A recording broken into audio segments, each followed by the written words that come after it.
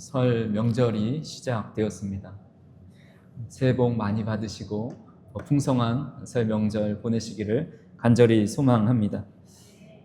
본시는 다윗이 지은 비탄시입니다. 시편의 표제를 보면 다윗의 맞쓰길, 인도자를 따라 현악에 맞춘 노래, 10사람이 다윗 사울에게 이르러 말하기를 다윗이 우리가 있는 곳에 숨지 아니하였나이까 하던 때에라고 기록해 놓았습니다. 본문의 배경은 사무엘상 23장을 통해서 우리는 알 수가 있습니다. 다윗이 사울을 피해 높 성읍으로 가서 아히멜렉을 만나 떡과 골리앗의 칼을 받고 도망칩니다. 그것으로 인해서 높 성읍에 있었던 제사장 85명과 성읍의 남녀 아이들 또 가축까지 학살을 당하게 됩니다.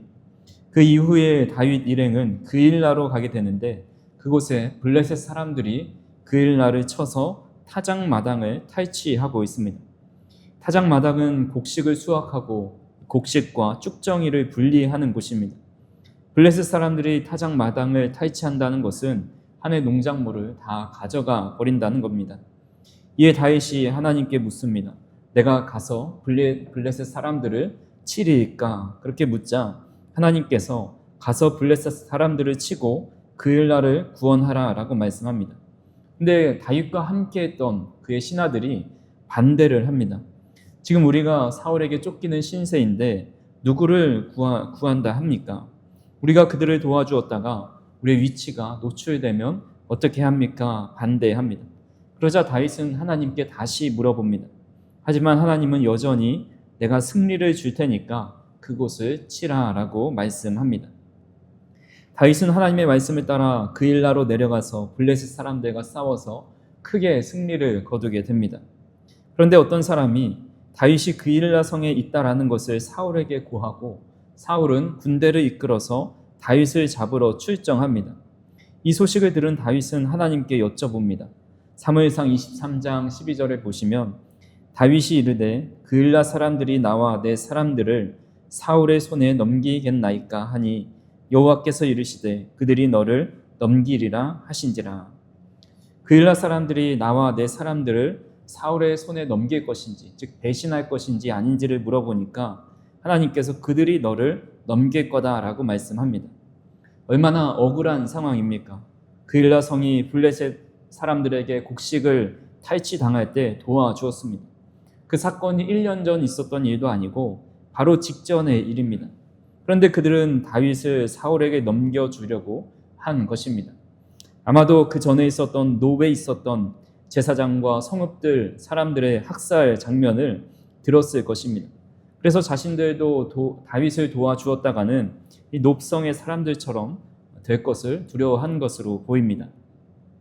다윗은 신하들의 반대에도 불구하고 이 그일라 사람들을 도와주었던 것에 대해서 이렇게 배신으로 돌아왔고 낙심하면서 그것을 떠날 수밖에 없었습니다. 그리고 이른 곳이 10광야였습니다. 이것도 안전하지 못했습니다. 10사람들이 사울에게 가서 다윗이 우리 땅 남쪽 하길라산 숲을 요새에 숨었다라고 알려줍니다. 또 사울은 군대를 이끌고 다윗을 맹렬히 추격합니다.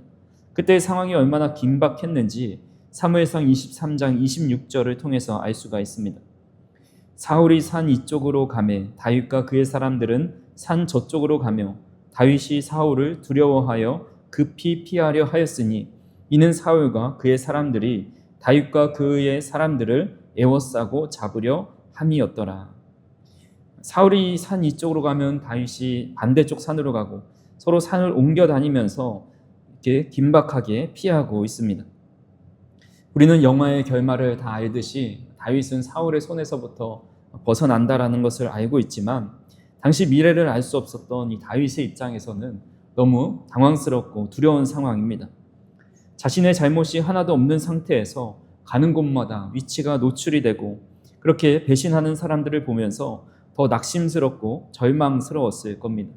그런 상황에서 지은 시가 오늘 우리가 읽은 시편 54편입니다. 본시의 구조는 간단합니다. 1절에서 3절은 자신의 급박한 상황을 하나님께 아뢰면서 구원을 호소하고 있습니다. 또한 4절에서 5절은 그런 상황 속에서도 하나님께서 구원해 주실 것을 확신하면서 원수들에게 공의를 베풀어 주실 것을, 공의로 행하여 줄 것을 간구하고 있습니다. 또한 6절에서 7절은 구원을 확신하면서 낙헌제로 내가 감사의 예배를 드리겠다라고 고백하고 있습니다. 이런 시의 구체적인 배경과 상황은 문시를 이해하는데 또 적용하는데 큰 도움을 줍니다. 우리가 다윗의 심정과 또 상황을 생각해 보면서 공동 번역으로 한번 낭독해 보도록 하겠습니다. 하나님, 당신 이름으로 나를 구하소서. 힘을 떨치시어 내 오름을 밝히소서. 하나님, 나의 기도를 들어주시고 이 입으로 아뢰는 말씀 귀담아 들으소서. 하나님은 안중에도 없는 자들이 거만하게 나에게 달려들며 포악하게 이 목숨을 노리고 있사옵니다. 그러나 하나님께서 지금 나를 도우러 오시고 주께서 나를 돕는 이들과 함께 계십니다. 저 원수들로 하여금 제 꾀에 빠지게 하소서. 야훼 진실하신 이여 저들을 없애 주소서. 진심으로 하나님께 제물을 바치옵니다. 당신의 어지신 이름을 찬양하옵니다. 온갖 어려움에서 이 몸 건져주시고 원수들의 패망을 보게 하셨사옵니다. 아멘. 억울함이라는 단어는 애매하거나 불공정하여 마음이 분하고 답답할 때 사용하는 표현입니다. 자신은 아무 잘못이 없는데 괜한 일로 꾸중을 듣거나 오해를 받거나 처벌을 받을 때 드는 분하고 답답하고 화나는 감정입니다. 우리가 세상을 살아가면서 이런 억울함을 경험하지 않은 분은 아마 아무도 없을 거라 생각이 됩니다. 제가 신학교 2학년 때 같이 기숙사 생활을 하던 형이 있었습니다. 조금 껄렁한 면이 있었지만 저에게는 괜찮은 좋은 형이었습니다. 밥도 자주 사주고 차가 있으셔가지고 어디 갈 때 차도 잘 태워주었습니다. 근데 어느 날 그 형이 저에게 휴대폰을 개통해야 되는데 뭔가 좀 잘 안 돼서 제 신분증을 좀 빌려달라고 하는 겁니다. 그때 군대를 가기 전에 세상 물정을 몰랐던 저는 그거 어렵지 않지 하고 형에게 빌려주었습니다. 그러고 그 일을 새까맣게 잊고 있었는데 군대를 갔다가 제대하고 얼마 지나지 않았는데 한 통신사에서 연락이 온 겁니다. 정확한 액수가 기억이 나진 않지만 당시 한 7, 80만 원 정도의 요금이 미납되었는데 그게 연체가 오래되어서 납부하지 않으면 앞으로 통신사 가입이 어렵고 또 신용이 불량해진다라고 말을 합니다. 처음엔 보이스피싱인 줄 알았습니다. 왜냐하면 저는 군대에 있었기 때문에 그 시간에 휴대폰을 사용할 일이 없었기 때문이죠. 그냥 끊으려고 했는데 그분의 이야기를 계속 들으니까 진짜 요금이 미납이 된 겁니다. 그래서 사용 내역을 좀 뽑아달라고 해서 보니까 그때 그 신분증을 빌려준 형이 당시에 여자친구의 핸드폰을 개통해주면서 제 명의를 사용한 겁니다. 저는 그 형에게 전화를 걸어서 아니 어떻게 이럴 수 있냐라고 막 따지면서 신고를 하겠다 했습니다. 그랬더니 자신의 상황이 너무 어려워서 여러 번 나눠서 꼭 갚을 때니까 신고는 하지 말아달라라고 이야기하는 겁니다. 그래서 저는 하는 수 없이 그러라고 했는데 한두 번 한 10여만 원 정도 입금을 하더니 그 뒤로는 연락도 안 되고 또 잠수를 타버렸던 기억이 납니다. 저는 이 일을 겪으면서 아무리 친한 사람이다 할지라도 이 신분증을 절대로 빌려주면 안 된다는 아주 큰 교훈을 얻게 되었습니다. 사실 저는 당시 군대에 제대하면서 모아놓은 월급도 있었고 또 부모님께 돈을 좀 받아서 요금을 납부했지만 세상에 많은 사람들은 자신이 스스로 감당할 수조차 없는 그런 사기와 억울한 일들을 당하는 분들이 참 많이 있습니다. 때로는 선한 의도로 했던 것이 화살이 되어서 돌아올 때도 있습니다. 그렇게 억울한 일을 당할 때 우리는 어디에다 하소연을 하고 또 어디에 문제를 내놓을 수 있겠습니까? 다윗은 그 하소연과 문제를 주님 앞으로 가지고 나아갔습니다. 오늘 본문 1절에서 2절을 같이 한번 읽어보겠습니다. 하나님이여 주의 이름으로 나를 구원하시고 주의 힘으로 나를 변호하소서. 하나님이여 내 기도를 들으시며 내 입의 말에 귀를 기울이소서. 아멘. 다윗은 하나님께 주의 이름을 부르면서 나를 구원해 달라라고 기도합니다. 당시 고대 근동지방에서 이름은 인격 혹은 그 인물이 가지고 있는 총체적인 성품과 능력이 밀접하게 연관되어 있습니다. 그래서 이들이 사용하는 이름이라는 것은 매우 다양하고 깊은 의미를 함축하고 있습니다. 다윗이 생각한 주의 이름은 하나님의 전능하신 초자연적인 능력이었습니다. 그 이유는 그가 소년 시절에 골리앗을 무찌를 때 이미 하나님의 이름의 능력을 경험했기 때문입니다. 사무엘상 17장 45절에 보면 다윗이 블레셋 사람에게 이르되 너는 칼과 창과 단창으로 내게 나아오거니와 나는 만군의 여호와의 이름 곧 내가 모욕하는 이스라엘 군대의 하나님의 이름으로 내게 나아간다 라고 고백합니다. 당시 골리앗이 착용했던 무기를 사무엘상 17장에 보면 자세히 기록하고 있습니다. 그는 머리를 보호하는 튼튼한 노투구를 착용하였습니다. 그의 갑옷은 비늘 갑옷이라 불렸고 무게가 5,000세겔, 약 57kg이나 되는 놋 갑옷을 입고 있었습니다. 그는 놋으로 된 각반, 다리 보호대를 착용하고 있었고 이 그림이랑은 좀 다르게 큰 방패를 가지고 있었는데 방패가 얼마나 크면 그 방패를 따로 들고 다니는 사람이 있을 정도였습니다. 그가 가진 창은 배틀채같이 굵고 길었고 창 끝에 날만 해도 600세겔, 약 7kg이나 되었다라고 합니다. 이런 무기를 착용하고 사용할 수 있다라면 어떤 무기보다 더 강력하고 또 어떤 방어구보다 더 확실하게 방어를 할 수가 있습니다. 하지만 이렇게 완벽하게 무장한다 할지라도 그 무장을 뚫어버리는 것이 바로 여호와의 이름, 우리 주님의 이름입니다. 우리가 기도할 때 주님을 힘있게 부르는 것도 주님의 능력을 구하기 위함입니다.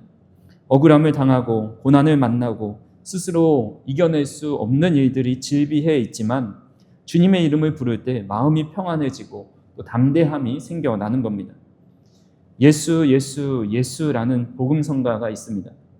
그 가사를 보면 오직 예수 이름에 능력 있네, 예수 이름에 치유 있네, 예수 이름에 권세 있네, 오직 예수 이름에 회복 있네, 예수 이름에 자유 있네, 예수 이름에 구원 있네 라고 고백하고 있습니다. 예수님의 이름에 능력과 치유와 권세와 회복과 자유와 구원이 있다라는 겁니다. 우리가 자주 부르는 예수, 예수라는 복음성가의 가사를 보더라도 슬픈 마음 있는 자, 몸과 영혼 병든 자, 누구든지 부르시오, 예수 이름 부르시오. 그 이름을 믿는 자, 그 이름을 부르는 자, 그가 어떤 사람이든 그는 구원을 얻으리라는 고백이 있습니다. 예수님의 이름 가운데 어떤 슬픔과 또 병든 상황 속에서도 구원해 주시는 능력이 있다라는 것입니다. 그렇게 저와 우리 성도님들도 억울한 일들, 또 힘든 상황들, 삶의 어떤 상황 속에서도 능력의 이름, 또 위대하신 주님의 이름을 간절히 부르실 수 있기를 간절히 소망합니다. 두 번째로 다윗은 자신의 신앙을 담아서 이렇게 고백을 하고 있습니다. 4절 말씀 같이 한번 읽어보겠습니다. 하나님은 나를 돕는 이시며 주께서는 내 생명을 붙들어 주시는 이시니이다. 아멘.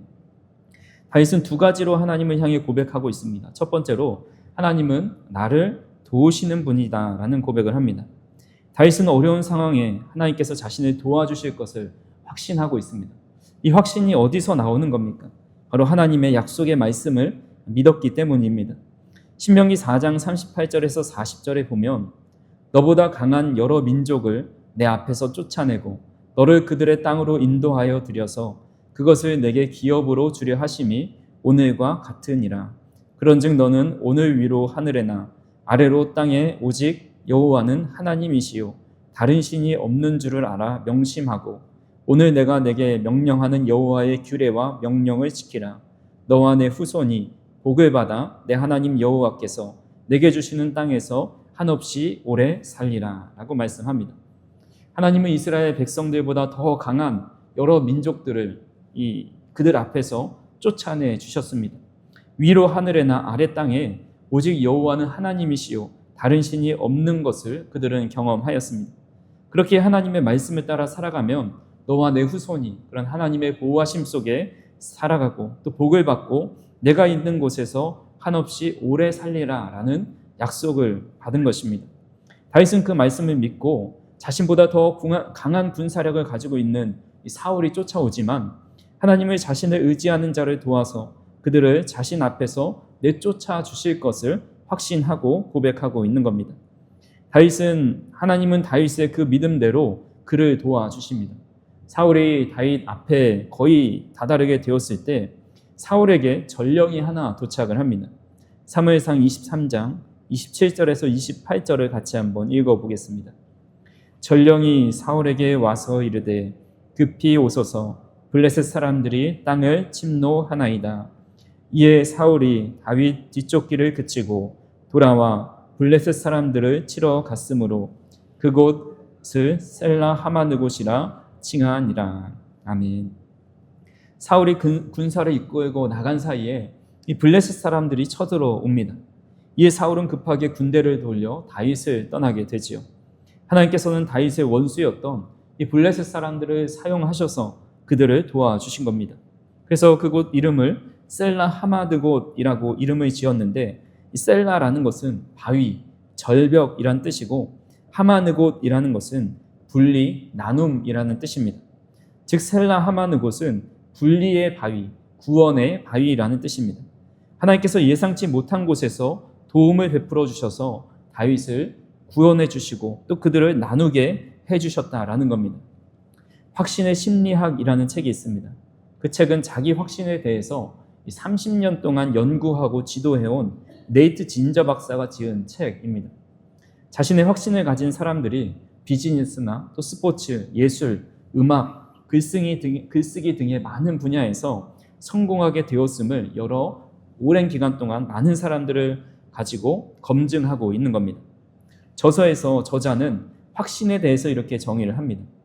개인이 뭔가를 잘할 수 있거나 잘 알고 있기에 어떻게 해야 할지 생각할 필요 없이 실행에 옮길 수 있다는 느낌이다.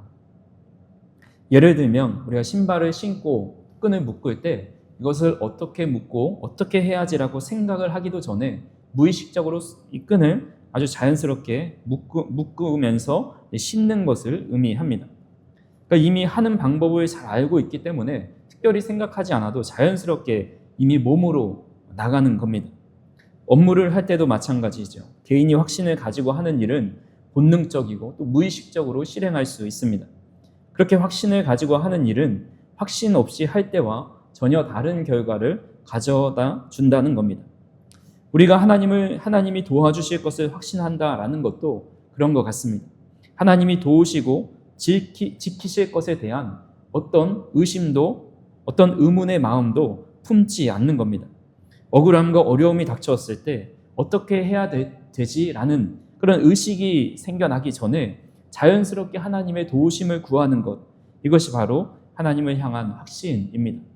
그런 확신을 가지고 하나님 앞에 구할 때 하나님이 나를 도와주실 것이다 라는 믿음 가운데 하나님의 능력을 경험하게 된다라는 것이죠. 아무리 원수와 대적, 큰 어려움을 우리 목전에 있다 할지라도 하나님은 원수를 사용하셔서라도 우리를 도우시고 구원해 주심을 확신하실 수 있는 저 우리 성도님들이 되기를 주님의 이름으로 축원합니다. 또한 다윗은 하나님은 생명을 붙들어 주시는 이다라고 고백을 하고 있습니다. 본문에 나온 생명은 1차적으로 육체적인 생명을 의미합니다. 특히 당시 사울이 다윗의 생명을 빼앗으려 하였기에 그의 생명, 육체적인 생명을 붙들어 주셔서 그가 죽지 않은 것은 맞습니다. 근데 더 나아가서 이는 영적 생명을 의미한다라고 볼 수가 있습니다. 히브리 말로 보면 이것을 나프시, 생명이라는 말이 나프시로 번역이 되어 있는데 이를 흔히 영혼, 혼으로 번역할 때가 있습니다. 즉 다윗은 하나님이야말로 자신의 육체적 생명과 더불어 영혼을 지키고 붙들어 주는 분이라고 고백을 하고 있습니다. 흔히 사람들이 많이 사용하는 단어 중에 멘탈이 나갔다라는 말을 종종 사용합니다. 멘탈 붕괴라고 하면서 내외적인 요소를 통해서 평정심을 잃고 또 불안하고 초조하고 혼란스러운 그런 부정적인 감정이 있는 상태를 의미합니다. 이로 인해서 자기 통제력을 상실하기도 합니다. 우리가 다윗의 상황을 우리가 그 상황에 처했다고 생각하고 한번 보겠습니다. 다윗은 목숨을 걸고 골리앗 앞에 섰고 하나님의 은혜로 골리앗을 무찔렀습니다. 그는 사울 왕의 사위가 되어서 이스라엘의 사울 다음으로 최고의 권력자가 되었습니다.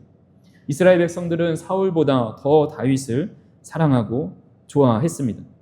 그런데 하루아침에 국가 최악의 지명 수배자가 되었습니다. 자신으로 인해 무고한 사람들이 죽음을 당하고 마을에 큰 피해를 입힙니다. 가는 곳마다 자신을 감시하는 사람들로 인해서 자신의 위치가 노출됩니다. 이런 상황을 겪고도 정신이 온전하고 또 멘탈을 유지하는 것 자체가 참 놀라운 일입니다. 만약 우리에게 이런 일들이 연속적으로 일어난다면 어떻게 되겠습니까? 원래 어렵게 살았으면 그러려니 합니다. 근데 가정 형편이 좋아져서 나라에서 손에 꼽히는 부자가 되었고 권력도 손에 얻었습니다. 근데 그 부와 권력을 다 사용하기도 전에, 맛보기도 전에 다 빼앗기고 가족과 헤어져 무일푼으로 쫓기는 인생을 살아가게 됩니다. 자신이 잠시 머물렀던 곳은 테러를 당하고 무고한 사람들이 죽임을 당합니다. 거리의 CCTV처럼 누군가 계속해서 자신의 위치를 다른 사람에게 알려줍니다. 스토커처럼 계속 따라 붙는 겁니다. 아마 일반 사람이라면 이런 상황에서 온전한 정신을 유지하기가 힘들 것입니다. 정신을 놓고 멘탈이 나가서 자포자기하다가 결국 인생을 포기하고 말 겁니다. 우리나라는 자살률 세계 1위로 잘 알려져 있습니다. 우리나라가 자살 대국이 된 것은 지난 1997년 IMF 경제 위기 때부터였다라고 전문가들은 이야기합니다. 이때 많은 노인이 경제적 어려움에 처하면서 자살률이 급격히 증가합니다. 사업하시는 분들, 회사에 다니다가 하루아침에 퇴직당하여 쫓겨나 일자리를 잃은 많은 분들이 자살하였습니다. 왜 자살을 선택합니까? 아무리 둘러봐도 길이 보이지 않고 빛이 보이지 않기 때문입니다.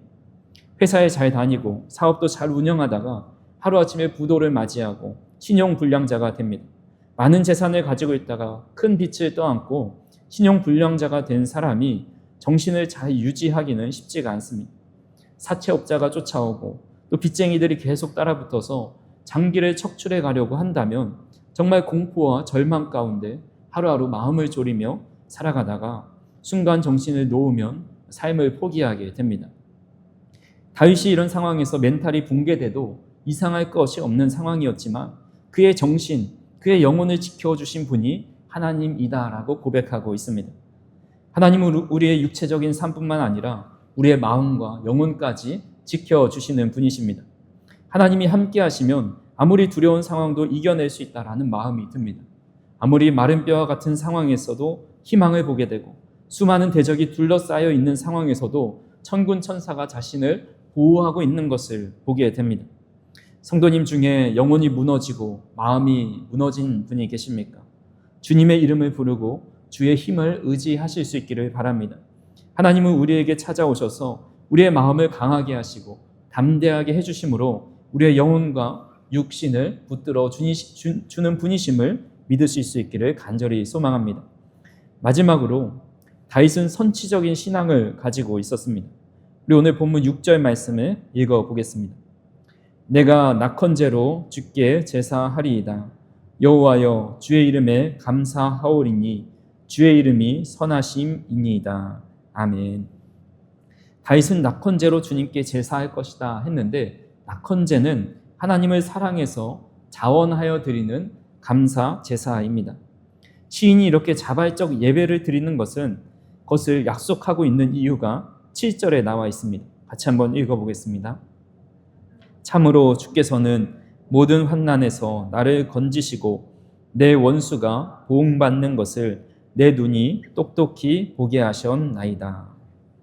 주께서 모든 환난에서 자신을 건지시고 원수가 보응받는 것을 자신의 눈으로 똑똑히 보았다라고 말합니다. 우리가 앞에 표제를 통해서 알 수 있듯이 본시는 다윗이 사울이 자신을 잡으러 왔다가 블레셋의 침략으로 돌아갔을 때 지은 시가 아닙니다. 표제를 보시면 10사람이 사울에게 이르러 말하기를 다윗이 우리가 있는 곳에 숨지 아니하였나이까 하던 때였습니다. 아직 위기에서 벗어나지 못하고 이리저리 간발의 차로 도망치고 있을 때였다라는 겁니다. 하지만 다윗은 주께서 모든 환난에서 나를 건지시고 내 원수가 보응받는 것을 그의 눈으로 똑똑히 보았다라고 고백을 하고 있습니다. 아직 그 어려움에서 보호함을 받고 구원함을 받지 못했지만 그렇게 될 것을 믿음의 눈으로 보았다라는 겁니다. 다윗이 드린 약속은 하나님께서 원수의 손에서 저를 건져주신다면, 혹은 이 어려움에서 벗어나게 해주신다면 제가 하나님께 감사의 예배를 드리겠다라는 조건적인 약속이 아니었습니다. 이미 구원을 베풀어 주실 것을 확신하면서 감사의 예배를 드리겠다라고 약속하고 있는 겁니다. 아직 이루어지지 않았지만 이루어질 것을 확신하는 것을 선지적 신앙, 또 선지적 믿음이라 합니다. 히브리서 11장 1절 말씀을 같이 한번 읽어보겠습니다. 믿음은 바라는 것들의 실상이요 보이지 않는 것들의 증거니. 아멘. 믿음은 바라는 것이 실제가 되고 보이지 않는 것이 참 증거로 보여지게 되는 것이다 말씀하고 있습니다. 다윗은 이런 믿음을 가지고 있었던 것입니다. 하나님께서 가장 기뻐하시는 것이 있다면 하나님의 피조물이 하나님께 예배를 드리는 겁니다. 그리고 하나님의 존재를 믿는 것입니다. 다윗은 본시를 통해서 하나님이 기뻐하시는 두 가지의 모습을 다 갖추고 있습니다. 아직 위험에서 벗어나지 않은 상황이다 할지라도 그렇게 될 것을 믿고 감사의 예배를 드리겠다고 약속하고 있습니다. 위기와 고난 속에서 매맞고 남아서 억지로 드리는 예배가 아니라 감사와 사랑과 기쁨과 헌신을 담아서 하나님께 자발적으로 예배한다라고 고백을 한 겁니다. 그리고 하나님께서 모든 환난에서 나를 건지시고 원수가 보응받게 될 것이라는 것을 믿는다라고 고백하고 있습니다. 우리도 선지적 신앙과 믿음을 가지실 수 있기를 간절히 소망합니다. 무엇을 얻고 위로를 받기 위해 하나님께 예배를 드리는 것이 아니라 가장 먼저 하나님을 사랑하기에, 또 어떤 상황에서도 자원하며 감사의 마음을 담아 예배할 수 있는 저 우리 성도님들이 되기를 간절히 소망합니다. 또한 우리의 눈에 아무 증거가 아니 보인다 할지라도 믿음의 눈을 가지고 하나님께서 이기시게 하시고 또 벗어나게 하시고 어려움 중에 구원해 주실 것을 이미 두 눈으로 똑똑히 보았다라는 그런 믿음의 눈을 가지고 살아가실 수 있기를 간절히 소망합니다. 하나님은 하나님을 예배하고 믿는 자들을 지키시고 인도하여 주신다라는 사실을 성경 곳곳에 말씀하고 있습니다.